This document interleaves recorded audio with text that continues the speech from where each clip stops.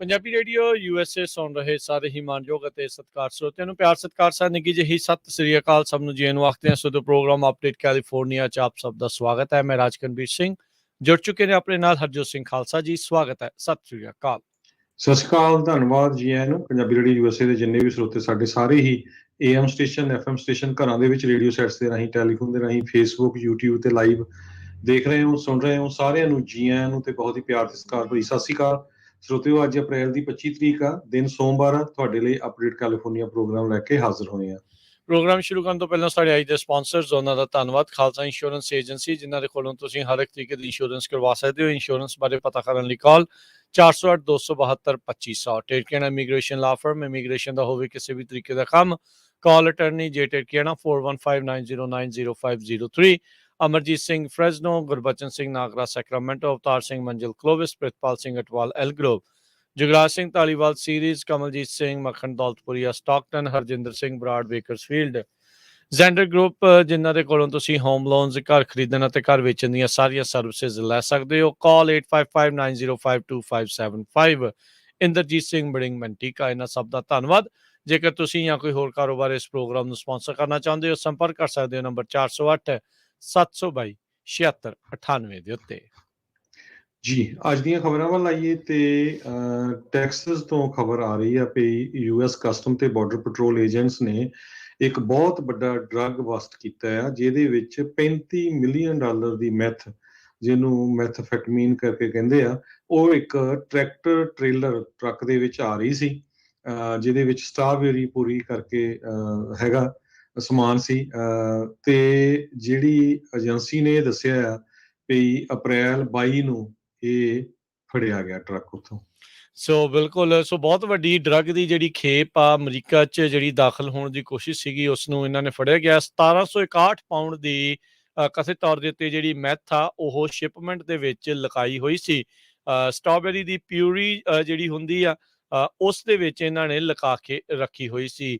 Street ਦੇ ਵਿੱਚ ਇਸ ਦੀ ਕੁੱਲ ਕੀਮਤ $35.2 ਮਿਲੀਅਨ ਦੱਸੀ ਜਾਂਦੀ ਹੈਗੀ ਆ। CBP ਦੇ ਜਿਹੜੇ ਅਧਿਕਾਰੀ ਹੈਗੇ ਆ ਲੋਰੇਡੋ ਦੇ ਵਿੱਚ ਵਰਲਡ ਟ੍ਰੇਡ ਬ੍ਰਿਜ ਦੇ ਉੱਤੇ ਇਹਨਾਂ ਨੇ ਇਸ ਖੇਪ ਨੂੰ ਆਉਂਦੇ ਹੋਏ ਫੜਿਆ ਹੈਗਾ ਆ। ਸੋ ਕਹਿੰਦੇ ਵੀ ਇਸ ਤੋਂ ਇਹ ਪਤਾ ਲੱਗਦਾ, CBP ਵਾਲਿਆਂ ਨੇ ਕਿਹਾ ਵੀ ਜਿਹੜੀ ਪੋਰਟ ਆਫ ਐਂਟਰੀ ਦੇ ਉੱਤੇ ਸਾਡੇ ਲਈ ਜਿਹੜਾ ਡਰੱਗ ਦਾ ਥ੍ਰੈਟ ਆ ਉਹ ਕਿੰਨਾ ਇੱਕ ਖਤਰਨਾਕ ਲੈਵਲ ਦੇ ਉੱਤੇ ਪਹੁੰਚ ਚੁੱਕਾ ਹੈਗਾ। ਤੇ ਨਾਲ ਹੀ ਉਹਨਾਂ ਨੇ ਆਪਣੇ ਅਧਿਕਾਰੀਆਂ ਨੂੰ ਸ਼ਾਬਾਸ਼ੀ ਦਿੰਦੇ ਹੋਏ ਆਖਿਆ ਵੀ ਇਹਨਾਂ ਦੇ ਸਿਦਕ ਦੇ ਸਦਕਾ ਹੀ ਅਜਿਹੀਆਂ ਇੰਸਪੈਕਸ਼ਨ ਲੇਟੈਸਟ ਟੈਕਨੋਲੋਜੀ ਦੇ ਯੂਜ਼ ਕਰਦੇ ਹੋਏ ਆਪਾਂ ਆਪਣੇ ਬਾਰਡਰਸ ਨੂੰ ਸਿਕਿਉਰ ਕਰਨ ਵੱਲ ਨੂੰ ਹੌਲੀ ਹੌਲੀ ਵੱਧ ਰਹੇ ਹੈਗੇ ਆ। ਸੋ ਕਿੱਧਰੋਂ ਆਈ, ਕਿੱਥੇ ਜਾ ਰਹੀ ਸੀ, ਇਸ ਦੀ ਜਾਂਚ ਜਿਹੜੀ CBP ਆ ਉਹ ਹੁਣ ਕਰ ਰਹੀ ਆ। ਜੀ ਅਗਲੀ ਖਬਰ ਆ ਰਹੀ ਆ, ਕੋਰਟ ਨੇ ਅੱਜ ਟੈਂਪਰੇਰੀ ਆਰਡਰ ਗ੍ਰਾਂਟ ਕਰ ਦਿੱਤਾ ਬਲੌਕਿੰਗ ਬਾਈਡਨ ਐਡਮਿਨਿਸਟ੍ਰੇਸ਼ਨ ਲਿਫਟ ਕਰਨ ਦੇ ਲਈ ਟਾਈਟਲ 42, ਕਿਉਂਕਿ ਉਹਨਾਂ ਨੇ ਮਈ 23 ਨੂੰ ਲਿਫਟ ਕਰ ਦੇਣਾ ਸੀ ਬਾਈਡਨ ਐਡਮਿਨਿਸਟ੍ਰੇਸ਼ਨ ਨੇ, ਪਰ ਲਾ ਸੂਟ ਫਾਈਲ ਕੀਤਾ ਗਿਆ ਸੀ ਮਜ਼ੂਰੀ, ਲੁਜ਼ੀਆਨਾ ਤੇ ਐਰੀਜ਼ੋਨਾ ਦੇ ਅਟਾਰਨੀ ਜਨਰਲ ਵੱਲੋਂ। ਮਜ਼ੂਰੀ ਦੇ ਅਟਾਰਨੀ ਜਨਰਲ ਐਰਿਕ ਸ਼ਮਿਟ ਨੇ ਉਹਨਾਂ ਨੇ ਇਹ ਕਿਹਾ ਵੀ ਉਹਨਾਂ ਨੇ ਟੈਂਪਰੇਰੀ ਰੀਸਟ੍ਰੇਨਿੰਗ ਆਰਡਰ ਲੈ ਲਿਆ ਹੈਗਾ ਆ, ਜਿਹਦੇ ਕਰਕੇ ਹੁਣ ਬਾਈਡਨ ਐਡਮਿਨਿਸਟ੍ਰੇਸ਼ਨ ਟਾਈਟਲ 42 ਨੂੰ ਬਲੌਕ ਨੂੰ ਚੱਕਣ ਤੋਂ ਰੋਕੇਗਾ। ਸੋ ਬੇਸਿਕਲੀ ਇਸ ਜਿਹੜੀ ਜੱਜ ਦੀ ਰੂਲਿੰਗ ਤੋਂ ਬਾਅਦ ਦੇ ਵਿੱਚ ਟਾਈਟਲ 42 ਆ ਉਹ ਲਾਗੂ ਰਹਿ ਸਕਦਾ ਹੈ। ਸੋ ਵਾਈਟ ਹਾਊਸ ਦੇ ਲਈ ਇੱਕ ਝਟਕੇ ਦੇ ਵਜੋਂ ਦੇਖਿਆ ਗਿਆ ਹੈ। ਵਾਈਟ ਹਾਊਸ ਕਹਿੰਦੇ ਵੀ ਇਸ ਦੇ ਆਲਰੇਡੀ ਡਿਫੈਂਸ ਦੇ ਲਈ ਵੀ ਟਾਈਟਲ 42 ਨੂੰ ਹਟਾਇਆ ਜਾਵੇ, ਉਸ ਦਾ ਡਿਫੈਂਸ ਆ ਉਸ ਦੇ ਲਈ ਤਿਆਰੀ ਜਿਹੜੀ ਆਲਰੇਡੀ ਕਰ ਰਹੇ ਆ। ਸੋ ਫੈਡਰਲ ਜੱਜ ਨੇ ਅੱਜ ਇਸ ਡਿਸੀਜਨ ਦੇ ਨਾਲ ਬਾਈਡਨ ਐਡਮਿਨਿਸਟ੍ਰੇਸ਼ਨ ਦੇ ਇਸ ਪਲਾਨ ਦੇ ਉੱਤੇ ਇੱਕ ਹਿਸਾਬ ਦੇ ਨਾਲ ਕੁਛ ਚਿਰ ਲਈ ਤਾਂ ਰੋਕ ਲਾ ਦਿੱਤੀ ਸੀ। ਲੁਧਿਆਣਾ ਦੇ ਜਿਹੜੇ ਡਿਸਟ੍ਰਿਕਟ ਕੋਰਟ ਜੱਜ ਰੋਬਰਟ ਆਰ ਸਮਰਹੇਜ਼, ਉਹਨਾਂ ਨੇ ਇਸ ਦੇ ਉੱਤੇ ਐਲਾਨ ਕੀਤਾ, ਟੈਂਪਰੇਰੀ ਰਿਸਟ੍ਰੇਨਿੰਗ ਆਰਡਰ ਦਿੱਤਾ ਸੀਗਾ, ਜਿਸ ਦੇ ਨਾਲ ਬਾਈਡਨ ਪ੍ਰਸ਼ਾਸਨ ਦੇ ਉੱਤੇ ਬਲੌਕ ਲੱਗ ਜਾਂਦਾ ਸੀਗਾ ਟਾਈਟਲ 42 ਨੂੰ ਐਂਡ ਕਰਨ ਦੇ ਲਈ। 23 ਮਈ ਤੋਂ ਐਂਡ ਇਹਨਾਂ ਨੇ ਕਰਨਾ ਸੀਗਾ। ਸੋ ਹੁਣ ਵਾਈਟ ਹਾਊਸ ਕੋਸ਼ਿਸ਼ ਕਰੂਗਾ ਵੀ ਇਸ ਨੂੰ ਹਟਾਇਆ ਜਾ ਸਕੇ। ਅਗਲੀ ਜਿਹੜੀ ਅਪੀਲ ਹੈ ਕਿਸੇ ਹੋਰ ਅਦਾਲਤ ਵਿੱਚ, ਉਚਲੀ ਅਦਾਲਤ ਵਿੱਚ ਇਹ ਕਰਨਗੇ। ਪਰ ਆਪਾਂ ਦੇਖਿਆ ਵੀ ਇਹ ਮਸਲਾ ਆਲਰੇਡੀ ਬੜਾ ਗੁੰਝਲਦਾਰ ਡੈਮੋਕ੍ਰੇਟਸ ਦੇ ਲਈ ਵੀ ਬਣਿਆ ਆ। ਇਹਨਾਂ ਦੇ ਆਪਣੇ ਕੁਛ ਜਿਹੜੇ ਡੈਮੋਕ੍ਰੇਟ ਲਾਅ ਮੇਕਰਸ ਆ, ਉਹ ਇਸ ਨੂੰ ਉਠਾਉਣ ਦੇ ਹੱਕ ਦੇ ਵਿੱਚ ਨਹੀਂ ਹੈਗੇ। ਉਹ ਚਾਹੁੰਦੇ ਆ ਵੀ ਟਾਈਟਲ 42 ਅਜੇ ਹਾਲ ਦੀ ਘੜੀ ਲੱਗਿਆ ਰਹੇ। ਅਗਲੀ ਜਿਹੜੀ ਹਰਜੋਤ ਸਿੰਘ ਜੀ ਗੱਲ ਕਰਦੇ ਜਾਈਏ, ਟੈਨੇਸੀ ਦੇ ਲੈਜਿਸਲੇਚਰ ਨੇ ਇੱਕ ਨਵਾਂ ਬਿੱਲ ਅੱਜ ਪਾਸ ਕੀਤਾ ਹੈ, ਜਿਹੜਾ ਕਿ ਅਜੇ ਗਵਰਨਰ ਨੇ ਸਾਈਨ ਕਰਨਾ ਬਾਕੀ ਹੈ। ਜੇ ਕਹਿੰਦੇ ਵੀ ਸਾਈਨ ਹੋ ਜਾਂਦਾ ਹੈ ਤੇ ਇਹ ਕਾਨੂੰਨ ਕਾਫੀ ਸਖਤ ਕਾਨੂੰਨ ਬਣੂਗਾ, ਖਾਸ ਕਰਕੇ ਜਿਹੜੀ ਡਰੰਕ ਡਰਾਈਵਰਸ ਆ ਉਹਨਾਂ ਦੇ ਨਾਲ ਸੰਬੰਧਿਤ ਰਹੇਗਾ। ਜੇ ਕੋਈ ਡਰੰਕ ਡਰਾਈਵ ਕਰਦਾ ਹੋਇਆ ਐਕਸੀਡੈਂਟ ਨੂੰ ਅੰਜਾਮ ਦਿੰਦਾ ਹੈ ਤੇ ਉਸ ਐਕਸੀਡੈਂਟ ਦੇ ਵਿੱਚ ਕਿਸੇ ਬੱਚੇ ਦੇ ਮਾਪੇ ਗੁਜ਼ਰ ਜਾਂਦੇ ਆ, ਉਹਨਾਂ ਦੀ ਮੌਤ ਹੋ ਜਾਂਦੀ ਆ, ਤਾਂ ਉਸ ਡਰੰਕ ਡਰਾਈਵਰ ਦੇ ਉੱਤੇ ਆਰਥਿਕ ਜ਼ਿੰਮੇਵਾਰੀ ਪਾਈ ਜਾਊਗੀ ਚਾਈਲਡ ਸਪੋਰਟ ਦੀ, ਜਿੰਨੀ ਦੇਰ ਤੱਕ ਨਿਆਣਾ ਅਡਲਟ ਜਿਹੜਾ ਉਹ ਨਹੀਂ ਹੁੰਦਾ। ਗਵਰਨਰ ਬਿੱਲ ਲੀ ਜੇ ਕਹਿੰਦੇ ਵੀ ਇਸ ਨੂੰ ਸਾਈਨ ਕਰ ਦਿੰਦੇ ਆ ਤਾਂ ਇਹ ਚਾਈਲਡ ਮੇਨਟੇਨੈਂਸ ਨਾਂ ਦੇ ਅਧੀਨ ਵਿਕਟਮ ਪੀੜਤ ਪਰਿਵਾਰ ਦੇ ਜਿਹੜੇ ਉਹ ਬੱਚੇ ਆ, ਉਦੋਂ ਤੱਕ ਡਰੰਕ ਡਰਾਈਵਰ ਦੇ ਉੱਤੇ ਆਰਥਿਕ ਭਾਰ ਜਿਹੜਾ ਆ ਉਹ ਰਹੇਗਾ। Vehicular homicide, intoxication, aggravated vehicular homicide while driving under the influence ਦੇ ਵਿੱਚ ਜੇ ਇਹ ਵਾਰਦਾਤ ਵਾਪਰਦੀ ਆ ਤਾਂ ਉਸ ਡਰੰਕ ਡਰਾਈਵਰ ਦੇ ਉੱਤੇ ਬਣੇਗਾ। ਇਸ ਬਿੱਲ ਨੂੰ ਈਥਨਜ਼, ਹੇਲੀਜ਼ ਤੇ ਬੈਂਟਲੀਜ਼ ਲਾਅ ਆਖਿਆ ਜਾ ਰਿਹਾ ਆ। ਇਹ ਤਿੰਨ ਉਹ ਬੱਚੇ ਆ ਜਿਨ੍ਹਾਂ ਦੇ ਮਾਪਿਆਂ ਨੂੰ ਇਹ ਡਰੰਕ ਡਰਾਈਵਰਸ ਦੇ ਦੁਆਰਾ ਜਿਹੜਾ ਇੱਕ ਹਿਸਾਬ ਦੇ ਨਾਲ ਐਕਸੀਡੈਂਟ ਦੇ ਵਿੱਚ ਉਹਨਾਂ ਦੀ ਮੌਤ ਹੋ ਗਈ ਸੀਗੀ। ਸੋ ਇਹ ਬਹੁਤ ਆਮ ਜੀ ਗੱਲ ਆਪਾਂ ਜਿਹੜੀ ਡਰੰਕ ਡਰਾਈਵਿੰਗ ਦੇ ਉੱਤੇ ਦੇਖ ਰਹੇ ਹੈਗੇ ਆ। ਸੋ ਬਹੁਤ ਸਾਰੇ ਬੱਚੇ ਜਿਹੜੇ ਵਿਚਾਰੇ ਆ ਉਹ ਇਸ ਗੱਲੋਂ ਮਾਪਿਆਂ ਤੋਂ ਵਾਂਝੇ ਜਿਹੜੇ ਉਹ ਹੋ ਜਾਂਦੇ ਆ, ਉਤੋਂ ਉਹਨਾਂ ਦੀ ਆਰਥਿਕ ਮਦਦ ਦੇ ਲਈ ਕੋਈ ਵੀ ਨਹੀਂ ਹੁੰਦਾ। ਕਹਿੰਦੇ ਵੀ ਜੇ ਇਹ ਕਾਨੂੰਨ ਬਣ ਜਾਂਦਾ ਹੈ, ਗਵਰਨਰ ਸਾਈਨ ਕਰ ਦਿੰਦੇ ਆ, ਤੇ ਮੁਲਕ ਦੇ ਵਿੱਚ ਪਹਿਲਾ ਕਾਨੂੰਨ ਬਣਨ ਜਾ ਰਿਹਾ ਵੀ ਕਨਵਿਕਟਡ ਡਰੰਕ ਡਰਾਈਵਰਸ ਨੂੰ ਆਰਥਿਕ ਤੌਰ ਦੇ ਉੱਤੇ ਜ਼ਿੰਮੇਵਾਰ ਬਣਾਇਆ ਜਾ ਰਿਹਾ ਆ ਉਹ ਪੀੜਤ ਬੱਚਿਆਂ ਦੇ ਲਈ।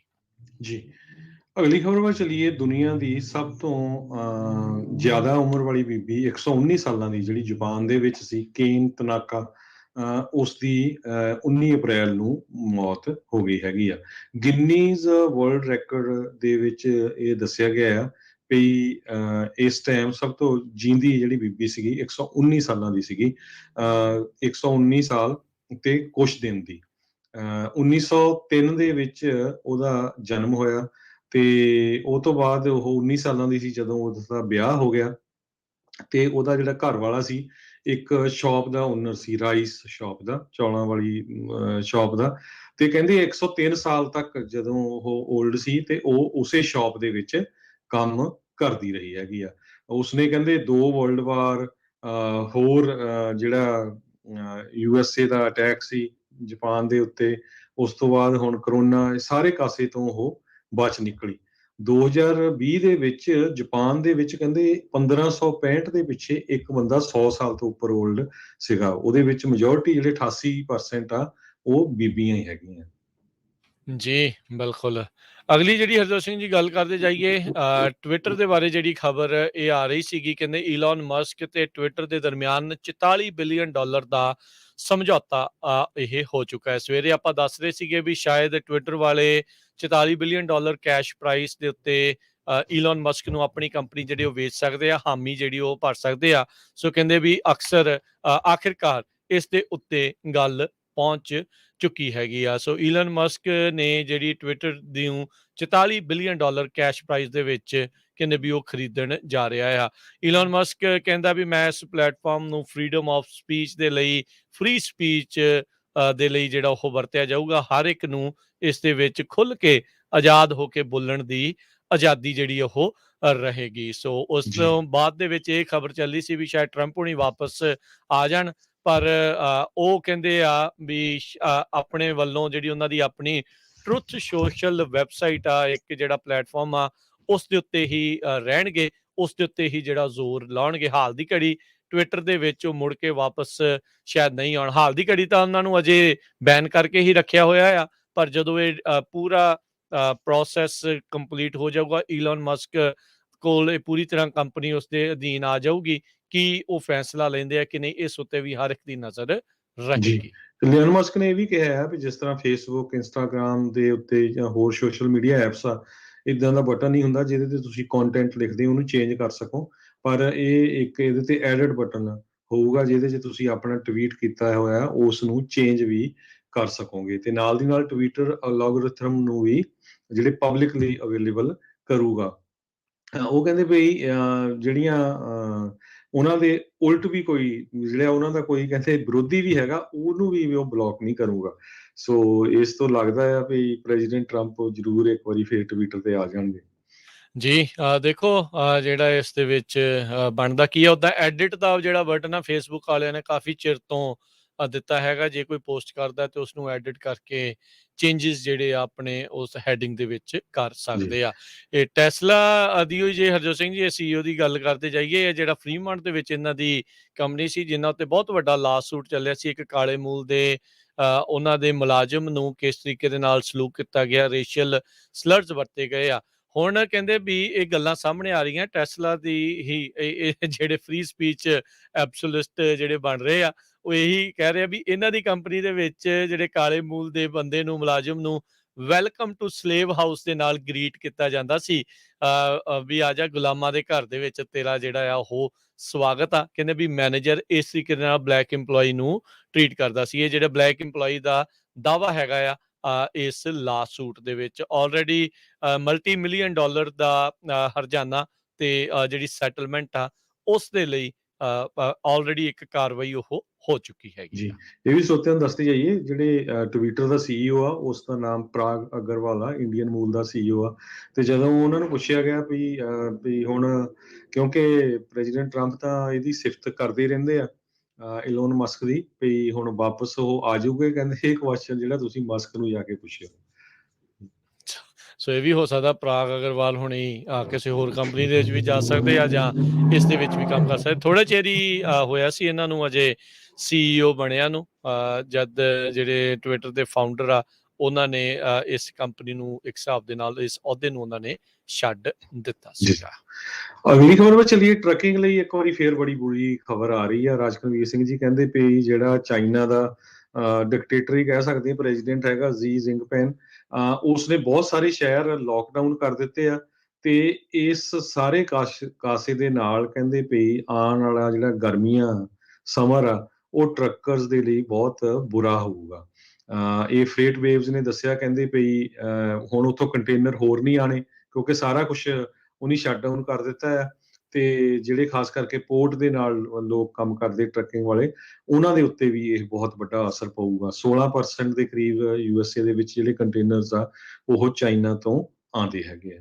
ਜੀ ਬਿਲਕੁਲ 5 ਵੀਕ 6 ਵੀਕ ਹੋ ਗਏ ਨੇ ਹਰਜੋਤ ਸਿੰਘ ਜੀ ਤਕਰੀਬਨ ਉੱਥੇ ਸ਼ੰਘਾਈ ਦੇ ਵਿੱਚ ਲੋਕਡਾਊਨ ਲਾਇਆ ਨੂੰ। ਜ਼ੀਰੋ ਕੋਵਿਡ ਪਾਲਿਸੀ ਦੇ ਤਹਿਤ 25-26 ਮਿਲੀਅਨ ਲੋਕ ਜਿਹੜੇ ਸ਼ੰਘਾਈ 'ਚ ਰਹਿੰਦੇ ਆ ਉਹਨਾਂ ਨੂੰ ਘਰਾਂ ਦੇ ਵਿੱਚ ਤਾੜ ਕੇ ਚਾਈਨਾ ਵਾਲਿਆਂ ਨੇ ਰੱਖਿਆ ਹੈਗਾ ਆ। ਸੋ ਉਹਦੇ ਕਰਕੇ ਪੋਰਟ ਵੀ ਉੱਥੇ ਦਾ ਠੱਪ ਆ, ਫਾਈਨੈਂਸ਼ੀਅਲ ਕੈਪੀਟਲ ਜਿਹੜੀ ਉਹ ਮੰਨੀ ਜਾਂਦੀ ਆ। ਸੋ ਆਰਥਿਕਤਾ ਦੇ ਉੱਤੇ ਵੀ ਉੱਥੇ ਵੀ ਅਸਰ ਪੈ ਰਿਹਾ ਆ, ਤੇ ਉੱਥੇ ਦੇ ਲੋਕਡਾਊਨ ਦਾ ਅਸਰ ਦੇਖੋ ਕਿੰਨੀ ਦੂਰ ਆਪਾਂ ਨੂੰ ਦੇਖਣਾ ਪੈ ਰਿਹਾ ਹੈਗਾ। ਸੋ ਟਰੱਕਿੰਗ ਸਲੋ ਜਿਹੜੀ ਆ ਉਹ ਹੋਰ ਜ਼ਿਆਦਾ ਹੋ ਸਕਦੀ ਹੈਗੀ ਆ। ਇਹ ਇੱਕ ਮਾੜੀ ਸਥਿਤੀ ਜਿਹੜੀ ਇਸ ਟਾਈਮ ਬਣ ਸਕਦੀ ਆ। ਸੋ ਜਿਹੜੇ ਵੀ ਹੁਣ ਟਰੱਕਰਸ ਖਾਸ ਕਰਕੇ ਜਿਨ੍ਹਾਂ ਨੇ ਹੁਣ ਨਵਾਂ ਇਕਵਿਪਮੈਂਟ ਵੀ ਬਾਏ ਕਰਨਾ ਆ, ਮਾਰਕੀਟ ਦੀ ਮਾੜੀ ਜੀ ਜਾਂਚ ਪਰਖ ਕਰਕੇ ਧਿਆਨ ਦੇ ਨਾਲ ਜੇ ਤੁਹਾਨੂੰ ਪੁੱਗਦਾ ਆ ਤਾਂ ਹੀ ਜਿਹੜਾ ਉਹ ਫੈਸਲਾ ਇਸ ਹਿਸਾਬ ਦੇ ਨਾਲ ਲਿਓ। ਠੰਡੇ ਦਿਮਾਗ ਦੇ ਨਾਲ ਸੋਚ ਕੇ ਨੰਬਰਸ ਨੂੰ ਮੈਚ ਕਰਕੇ ਉਧਰਲੇ ਪਾਸੇ ਨੂੰ ਜਿਹੜਾ ਕਦਮ ਆ ਉਹ ਤੁਸੀਂ ਵਧਾਇਓ ਜੀ। ਅਗਲੀ ਜਿਹੜੀ ਹਰਜੋਤ ਸਿੰਘ ਦੀ ਗੱਲ ਕਰਦੇ ਜਾਈਏ, 3 ਨਾਟੋ ਦੀਆਂ ਵਾਰਸ਼ਿਪਸ ਫਿਨਲੈਂਡ ਦੇ ਪੋਰਟ ਟੁਰਕੂ ਦੇ ਉੱਤੇ ਪਹੁੰਚ ਚੁੱਕੀਆਂ ਨੇ। ਇੱਥੇ ਕਹਿੰਦੇ ਵੀ ਫਿਨਲੈਂਡ ਦੀ ਨੇਵੀ ਨੂੰ ਜਿਹੜੀਆਂ ਇਹ ਟ੍ਰੇਨਿੰਗ ਕਰਨ ਦੇ ਲਈ ਪਹੁੰਚਣਗੀਆਂ। ਸੋ ਹਰਜੋਤ ਸਿੰਘ ਜੀ ਫਿਨਲੈਂਡ ਤੇ ਨਾਟੋ ਨੇ ਉੱਥੋਂ ਦੇ ਜਿਹੜੇ ਲੋਕਲ ਮੀਡੀਆ ਅਦਾਰੇ ਆ ਇਹ ਦੱਸ ਰਹੇ ਆ ਵੀ ਕੁਝ ਮਹੀਨਿਆਂ ਦੇ ਵਿੱਚ ਸਮਰ ਦੇ ਵਿੱਚ ਆਪਣੀ ਨਾਟੋ ਦੇ ਨਾਲ ਜੁੜਨ ਦੀ ਐਪਲੀਕੇਸ਼ਨ ਆ ਉਸ ਦੀ ਸ਼ੁਰੂਆਤ ਕਰ ਸਕਦੇ ਆ।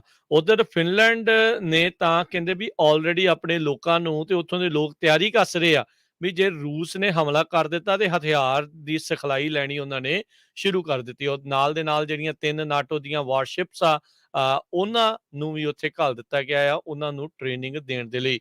2 ਦਿਨਾਂ ਦੀ ਇਹ ਫੌਜੀ ਅਭਿਆਸ, ਨੇਵੀ ਅਭਿਆਸ ਹੋਵੇਗਾ, ਜਿਹੜਾ 28 ਅਪ੍ਰੈਲ ਨੂੰ ਉੱਥੇ ਸ਼ੁਰੂ ਹੋਵੇਗਾ। ਸੋ ਹੁਣ ਦੇਖੋ ਅੱਗੇ ਕੀ ਬਣਦਾ ਹੈਗਾ ਆ।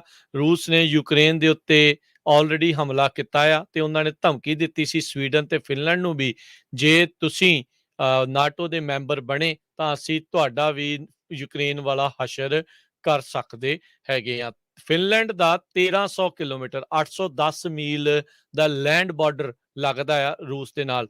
ਉਦਾਂ ਇਹ ਜ਼ਿਕਰਯੋਗ ਗੱਲ ਆ ਵੀ ਜਿਹੜਾ ਫਿਨਲੈਂਡ ਆ ਰੂਸ ਦੇ ਵਿੱਚੋਂ ਟੁੱਟ ਕੇ, ਸੋਵੀਅਤ ਸੰਘ ਚੋਂ ਟੁੱਟ ਕੇ ਨਹੀਂ ਜਿਹੜਾ ਨਿਕਲਿਆ, ਪਹਿਲੋਂ ਦਾ ਹੀ ਮੁਲਕ ਇਹ ਸੀਗਾ, ਪਰ ਰੂਸ ਚਾਹੁੰਦਾ ਨਹੀਂ ਆ ਵੀ ਉਸਦੇ ਇਰਦ ਗਿਰਦ ਕੋਈ ਵੀ ਉਸਦਾ ਜਿਹੜਾ ਗਵਾਂਢੀ ਮੁਲਕ ਆ ਉਹ ਨਾਟੋ ਦਾ ਮੈਂਬਰ ਹੋਰ ਬਣੇ। ਜੀ, ਅਗਲੀ ਗੱਲ ਜੇ ਮਾਰਕੀਟ ਦੀ ਗੱਲ ਕਰਦੇ ਜਾਈਏ, ਅੱਜ ਮਾਰਕੀਟ ਨੇ ਰਿਵਰਸ ਕੀਤਾ ਹੈ। ਸਵੇਰੇ ਜਦੋਂ ਖਬਰ ਆਪਾਂ ਸਾਂਝੀ ਕੀਤੀ ਸੀ ਲਗਭਗ 490 ਪੁਆਇੰਟ ਦੇ ਕਰੀਬ ਇੱਕ ਟਾਈਮ ਤੇ ਡਾਊਨ ਚਲਾ ਗਿਆ ਸੀ, ਹੁਣ ਇੱਕ ਵਾਰੀ ਫਿਰ ਅਪ ਚਲੇ ਗਿਆ 235-40 ਪੁਆਇੰਟ। ਤੇ ਚਾਈਨਾ ਦੀਆਂ ਮਾਰਕੀਟਸ ਜਿਹੜੀਆਂ ਉੱਥੇ ਬੜਾ ਘਾਟਾ ਚੱਲ ਰਿਹਾ। ਸ਼ੈਂਜਨ ਜਿਹੜੀ ਉੱਥੇ ਦੀ ਮਾਰਕੀਟ ਉਹ 6% ਦੇ ਕਰੀਬ ਡਿੱਗੀ ਆ ਤੇ ਆਇਲ 3% ਡਾਊਨ ਗਿਆ। ਜੀ ਬਿਲਕੁਲ। ਸੋ ਜੇ ਇਕੋਨਮੀ ਦੇ ਵਿੱਚ ਹੀ ਜੇ ਆਪਾਂ ਇਸ ਦੇ ਨਾਲ ਹੀ ਗੱਲ ਕਰਦੇ ਜਾਈਏ, ਕਹਿੰਦੇ ਵੀ ਬੇ ਏਰੀਏ ਦੀ ਮਾਰਕੀਟ ਨੂੰ ਲੈ ਕੇ, ਹਾਊਸਿੰਗ ਮਾਰਕੀਟ ਨੂੰ ਲੈ ਕੇ ਜਿਹੜੀਆਂ ਕਈ ਤਰੀਕੇ ਦੀਆਂ ਕਿਆਸ ਰਹੀਆਂ ਚੱਲ ਰਹੀਆਂ। ਇੰਟਰਸਟ ਰੇਟ ਜਿਹੜੇ ਉਹ ਵੱਧ ਰਹੇ ਆ ਤੇ ਇਨਫਲੇਸ਼ਨ ਵੀ ਜਿਹੜੀ ਉਹ ਤਾਂ ਹੈਗੀ ਹੈ। ਕਹਿੰਦੇ ਵੀ ਕੀ ਇਸ ਦੇ ਕਰਕੇ ਬੇ ਏਰੀਏ ਦੀ ਹਾਊਸਿੰਗ ਮਾਰਕੀਟ ਥੋੜੀ ਠੰਡੀ ਹੋ ਸਕਦੀ ਆ, ਇਹ ਅਜੇ ਵੱਡੇ ਸਵਾਲ ਹੈਗੇ ਆ। ਪਰ ਲੋਕ ਅਜੇ ਵੀ ਜਿਹੜੇ ਮਹਿੰਗੇ ਘਰ ਆ ਉੱਥੇ ਖਰੀਦ ਰਹੇ।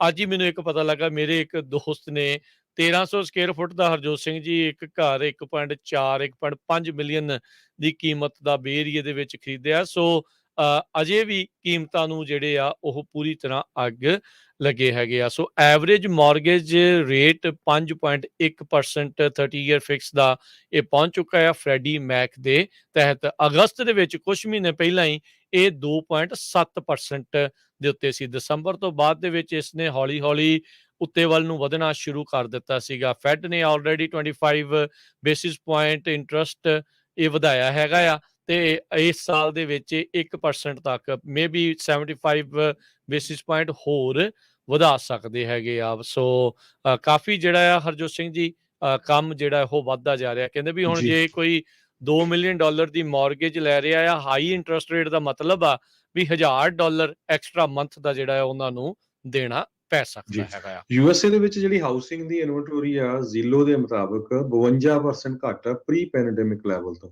ਜਦੋਂ ਪੈਂਡੇਮਿਕ ਸਟਾਰਟ ਹੋਇਆ ਸੀ ਉਸ ਤੋਂ ਲੈ ਕੇ ਜੇ ਹੁਣ ਤੱਕ ਦੇਖਿਆ ਜਾਵੇ ਇੱਕ ਸਾਲ ਚ 19% ਦੇ ਕਰੀਬ ਪ੍ਰਾਈਸਿਸ ਅਪ ਗਈਆਂ। ਹੁਣ ਬਹੁਤ ਜ਼ਿਆਦਾ ਜਿਹੜਾ ਭੰਬਲ ਭੂਸਾ ਆ, ਇੱਕ ਇਕੋਨੋਮਿਸਟ ਕੁਛ ਕਹਿ ਦਿੰਦਾ, ਦੂਜਾ ਕੁਛ ਕਹਿ ਦਿੰਦਾ। ਅੱਜ realtor.com ਦਾ ਇਕੋਨੋਮਿਸਟ ਉਹ ਕਹਿੰਦਾ ਵੀ we are close to housing bubble. So ਇਹ ਪਤਾ ਨਹੀਂ ਲੱਗ ਰਿਹਾ ਬੇ ਏਰੀਆ ਦਾ ਤੁਸੀਂ ਦੱਸਿਆ ਵੀ ਉੱਥੇ ਕੋਈ ਪ੍ਰਾਈਸਾਂ ਦਾ ਹਜੇ ਤੱਕ ਫਰਕ ਨਹੀਂ ਪਿਆ ਹੈਗਾ। ਜੀ ਸੋ ਸਥਿਤੀ ਪਤਾ ਨਹੀਂ ਕਿਹੜੇ ਪਾਸੇ ਨੂੰ ਹਰਜੋਤ ਸਿੰਘ ਜੀ ਜਾਣੀ ਆ, ਪਰ ਆਪਾਂ ਤਾਂ ਸਲਾਹ ਆਪਣੇ ਜਿਹੜੇ ਸਰੋਤਿਆਂ ਨੂੰ ਇਹੀ ਜਿਹੜੀ ਉਹ ਦੇ ਸਕਦੇ ਆ ਕਿ ਚਾਹੇ ਮਹਿੰਗਾ ਲੈਣਾ ਚਾਹੇ ਸਸਤਾ ਲੈਣਾ, ਇੰਟਰਸਟ ਰੇਟ ਜਿੰਨਾ ਵੀ ਤੁਹਾਨੂੰ ਜਿਹੜਾ ਉਹ ਮਿਲ ਰਿਹਾ ਆ, ਜੇ ਨੰਬਰ ਵਰਕ ਕਰਦੇ, ਸੇਮ ਥਿੰਗ ਜਿੱਦਾਂ ਆਪਾਂ ਟਰੈਕਿੰਗ ਬਾਰੇ ਕਹਿੰਦੇ ਸੀ ਵੀ ਜੇ ਨੰਬਰ ਜੀ ਵਰਕ ਕਰਦੇ ਆ ਤੁਹਾਡੇ ਲਈ ਫੇਰ ਹੀ ਜਿਹੜਾ ਉਹ ਲਿਓ, ਨਹੀਂ ਤਾਂ ਔਖੇ ਹੋਵੋਗੇ, ਬਾਅਦ ਦੇ ਵਿੱਚ ਪ੍ਰੋਬਲਮ ਤੁਹਾਨੂੰ ਆ ਸਕਦੀ ਆ। ਰੀਸੈਂਟਲੀ ਇੱਕ ਆਏ ਸਰਵੇ ਦੇ ਵਿੱਚ 20% ਤੋਂ ਵੱਧ ਲੋਕ ਨਾਖੁਸ਼ ਇਸ ਟਾਈਮ ਚੱਲ ਰਹੇ ਆ ਜਿਨ੍ਹਾਂ ਨੇ ਘਰ ਖਰੀਦੇ ਆ। ਲੱਤ ਉੱਤੇ ਕਰਕੇ ਲੋਕਾਂ ਤੋਂ ਉੱਤੇ ਜਿਹੜੇ ਪ੍ਰਾਈਸ ਦੇ ਕੇ ਘਰ ਖਰੀਦ ਲਿਆ, ਕਿਉਂਕਿ ਘਰ ਖਰੀਦਣ ਦੀ ਦੌੜ ਚੱਲ ਰਹੀ ਸੀ। ਸਾਰੇ ਜਾਣੇ ਘਰ ਖਰੀਦਣਾ ਚਾਹੁੰਦੇ ਸੀਗੇ, ਪਰ ਘਰ ਖਰੀਦਣ ਵੇਲੇ ਉਹਨਾਂ ਨੇ ਇੰਸਪੈਕਸ਼ਨਾਂ ਵੇਵ ਆਫ ਕਰਤੀਆਂ। ਹੁਣ ਵੱਡੇ ਜਿਹੜੇ ਸਕੈਲਟਨਸ ਇੱਕ ਹਿਸਾਬ ਦੇ ਨਾਲ ਘਰਾਂ ਦੇ ਵਿੱਚੋਂ ਨਿਕਲ ਰਹੇ ਆ, ਉਹਨਾਂ ਦੇ ਖਰਚੇ ਜਿਹੜੇ ਉਹ ਵੱਧ ਰਹੇ ਆ ਤੇ ਘਰ ਉਹਨਾਂ ਨੂੰ ਕਈ ਵਾਰੀ ਪਸੰਦ ਵੀ ਨਹੀਂ ਸੀ, ਮਾੜਾ ਮੋਟਾ ਪਸੰਦ ਸੀਗਾ, ਤਾਂ ਵੀ ਘਰ ਖਰੀਦਣ ਦੇ ਮਾਰੇ ਉਹਨਾਂ ਨੇ ਘਰ ਜਿਹੜੇ ਉਹ ਖਰੀਦੇ ਆ। ਸੋ ਉਹਦੇ ਕਰਕੇ ਲੋਕ ਇਸ ਟਾਈਮ ਬੜੇ ਪਰੇਸ਼ਾਨ ਜਿਹੜੇ ਉਹ ਚੱਲ ਰਹੇ ਆ। ਸੋ ਭਾਈ ਧਿਆਨ ਦੇ ਨਾਲ ਦੇਖ ਕੇ, ਜੇ ਨੰਬਰਸ ਤੁਹਾਡੇ ਲਈ ਮੈਚ ਕਰਦੇ ਆ, ਠੀਕ ਚੱਲਦੇ ਆ, ਤਾਂ ਹੀ ਇਹ ਵਾਲੇ ਪਾਸੇ ਨੂੰ ਵਧਿਓ। ਅਦਰਵਾਈਜ਼ ਲੈਣੇ ਦੇ ਦੇਣੇ ਪੈ ਜਾਂਦੇ ਆ, ਉਹ ਗੱਲ ਬਣ ਜਾਂਦੀ ਹੈਗੀ। ਜੀ ਸੋ ਡਾਓ ਜੋਨ ਇੰਡਸਟਰੀਅਲ ਲਗਭਗ 238 ਪੁਆਇੰਟ ਅਪ ਗਿਆ ਹੈਗਾ। ਜੀ ਬਿਲਕੁਲ। ਉਹਦਾ ਸੋ ਮੇਨ ਕਾਰਨ ਇਲੋਨ ਮਸਕ ਨੇ ਜਿਹੜਾ ਟਵਿੱਟਰ ਨੂੰ ਬਾਈ ਕੀਤਾ 44 ਬਿਲੀਅਨ ਦੇ ਵਿੱਚ, ਤੇ ਹੋਰ ਵੀ ਜਿਹੜੇ ਟੈਕ ਦੇ ਸਟਾਕ ਅੱਜ ਕਾਫੀ ਉੱਪਰ ਗਏ। ਜੀ ਬਿਲਕੁਲ, ਕਿਉਂਕਿ ਇਸਨੇ ਵੀ ਕਿਹਾ ਸੀਗਾ ਵੀ ਡੋਜ ਕੋਇਨ ਦੀ ਇਸਨੇ ਪੇਮੈਂਟ ਲੈਣੀ ਸ਼ੁਰੂ ਕਰ ਸਕਦਾ ਆ ਜੇ ਟਵਿੱਟਰ ਨੂੰ ਬਾਏ ਕਰ ਲੈਂਦਾ ਆ। ਉਹਦੇ ਕਰਕੇ ਜਿਹੜਾ ਡੋਜ ਕੋਇਨ ਉਹ 17% ਅੱਜ ਛਾਲ ਮਾਰ ਗਿਆ। ਸੋ ਕੁੱਲ 0.7% ਦਾ ਅੱਜ ਇਜ਼ਾਫਾ ਦੇਖਿਆ। ਡਾਊ ਜੋਨ ਦੇ ਵਿੱਚ 238 ਪੁਆਇੰਟ ਵੱਧ ਕੇ 34,050 ਦੇ ਉੱਤੇ ਬੰਦ ਹੋਇਆ। S&P ਦੇ ਵਿੱਚ 24 ਪੁਆਇੰਟ ਵਧੇ 4296 ਤੇ। ਨੈਸਡੈਕ 165 ਪੁਆਇੰਟ ਵੱਧ ਕੇ 13,005 ਤੇ ਬੰਦ ਹੋਇਆ। ਸੋਨੇ ਦਾ ਭਾਅ $1,901 ਪ੍ਰਤੀ ਆਉਂਸ। ਕੱਚੇ ਤੇਲ ਦੀ ਕੀਮਤ $98 ਪ੍ਰਤੀ ਬੈਰਲ ਰਹੀ। 10 ਈਅਰ ਯੀਲਡ 2.8% ਤੇ ਕ੍ਰਿਪਟੋ ਕਰੰਸੀ ਦੇ ਵਿੱਚ ਬਿਟਕੋਇਨ ਉਦਾਂ 40,518 ਦੇ ਬਰਾਬਰ ਚੱਲ ਰਿਹਾ ਹੈ। ਇੱਕ ਯੂਐਸ ਡਾਲਰ ਦੀ ਕੀਮਤ ਇੰਡੀਆ ਦੇ 76 ਰੁਪਏ ਤੇ 53 ਪੈਸੇ ਦੇ ਬਰਾਬਰ ਰਹੀ ਹੈ। ਇੱਕ ਯੂਐਸ ਡਾਲਰ ਦੀ ਕੀਮਤ ਕੈਨੇਡਾ ਦੇ $1 ਤੇ 27 ਸੈਂਟ ਦੇ ਬਰਾਬਰ ਰਹੀ ਹੈ। ਇੱਥੇ ਹੀ ਜਿਹੜੇ ਹਰਜੋਤ ਸਿੰਘ ਜੀ ਅੱਜ ਦੇ ਪ੍ਰੋਗਰਾਮ ਦੀ ਹੁਣ ਸਮਾਪਤੀ ਆ। ਮੇਰੇ ਰਾਜਕਨਵੀਰ ਸਿੰਘ ਵੱਲੋਂ ਤੇ ਹਰਜੋਤ ਸਿੰਘ ਵੱਲੋਂ ਤੁਹਾਨੂੰ ਸਾਰਿਆਂ ਨੂੰ ਪਿਆਰ ਸਤਿਕਾਰ ਸੈਨਿਕ ਜੀ ਜਿਹੀ ਸਤਿ ਸਤਿ ਸ੍ਰੀ ਸ੍ਰੀ ਅਕਾਲ। ਅਕਾਲ। ਜਿਹਦੇ ਵਾਸਤੇ ਰਹੋ, ਹੱਸਦੇ ਖੇਲਦੇ ਰਹੋ ਤੇ ਸੁਣਦੇ ਰਹੋ ਜੀ ਪੰਜਾਬੀ ਰੇਡੀਓ USA।